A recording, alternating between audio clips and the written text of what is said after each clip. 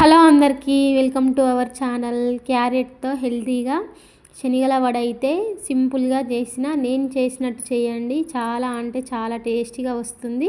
పైన క్రిస్పీగా లోపల సాఫ్ట్గా ఎంతో ఈజీగా చేసుకోవచ్చు. ప్రాసెస్లోకి అయితే వెళ్దాము. ముందుగా ఒకరోజు ముందు అయితే శనగలు ఇలా నానబెట్టుకొని క్లీన్గా కడుక్కోండి.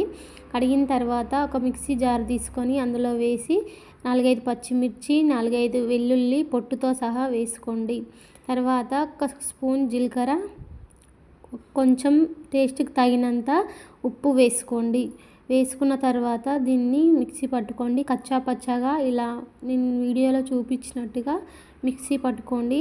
ఈ వడ అయితే చాలా టేస్టీగా ఉంటుంది. పిల్లలు అయితే ఎంతో ఇష్టంగా తింటారు. ఒకసారి ట్రై చేయండి.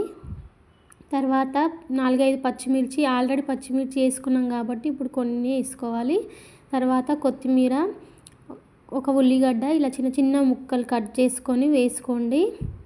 వేసిన తర్వాత క్యారెట్ ఒక కప్పు ఇలా తురుముకోవాలి. క్యారెట్ని తురిమి వేసుకోవాలి. ఒక స్పూన్ పసుపు వేసి మంచిగా మొత్తం కలిసిపోయేలా కలుపుకోండి. వీడియోని స్కిప్ చేయకుండా చూడండి. పక్కనున్న బెల్ బటన్ని క్లిక్ చేయండి. ప్లీజ్ సబ్స్క్రైబ్ చేసుకోండి. తర్వాత స్టవ్ ఆన్ చేసి కడాయి వేడైన తర్వాత ఆయిల్ అయితే వేసుకోండి.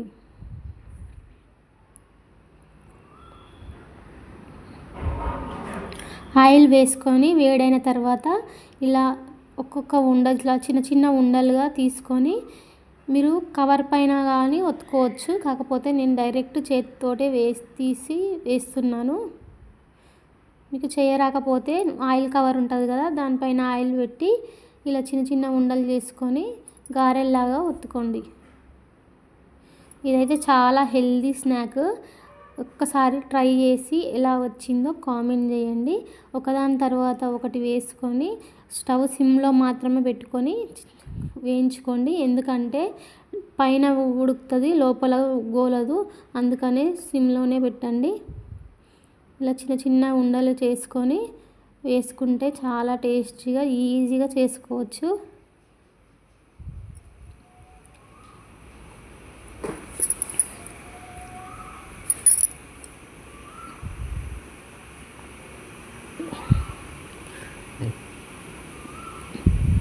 ఇలా అన్నీ ఎక్కువ వేసుకోవద్దు, 4-5 మాత్రం. కడాయిలో ఎన్ని పడితే అన్నీ వేసుకోండి.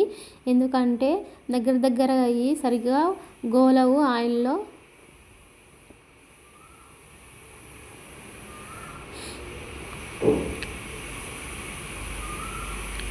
ఇలా అన్నీ వేసుకున్న తర్వాత సిమ్లో మాత్రమే పెట్టి గోలియండి.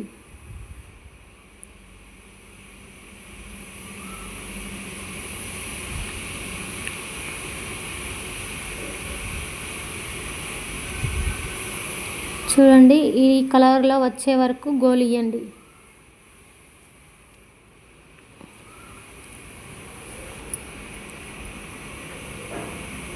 మరీ ఎక్కువ కలర్ రావద్దు, ఎందుకంటే చేదైపోతాయి వడలైతే. ఇలా ఈ కలర్ బ్రౌన్ కలర్లో వచ్చే వరకు ఫ్రై చేసుకొని ఇలా ఒక జల్లగిన్నెలో తీసుకోండి.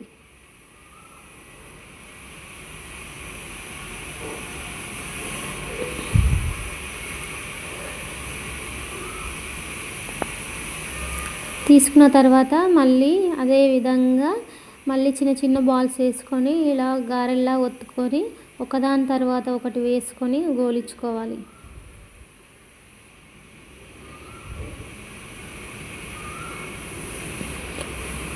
ఇదైతే చాలా హెల్దీ స్నాక్. ఖచ్చితంగా ట్రై చేసి చూడండి. మరీ చెప్తున్నాను, ఒక్కసారి ట్రై చేసి చూడండి. చాలా టేస్టీగా వస్తుంది. స్కిప్ చేయకుండా చూడండి వీడియోని మాత్రం. స్కిప్ చేయకుండా చూస్తేనే నేను ఎక్కడ ఏమేమి వాడానో మీకు తెలుస్తుంది. చాలా అంటే చాలా సింపుల్ ప్రాసెస్ అండి, ఈజీగా చేసుకోవచ్చు. ఇలా అన్నీ అయిపోయిన తర్వాత తీసేసుకుంటే సరిపోతుంది.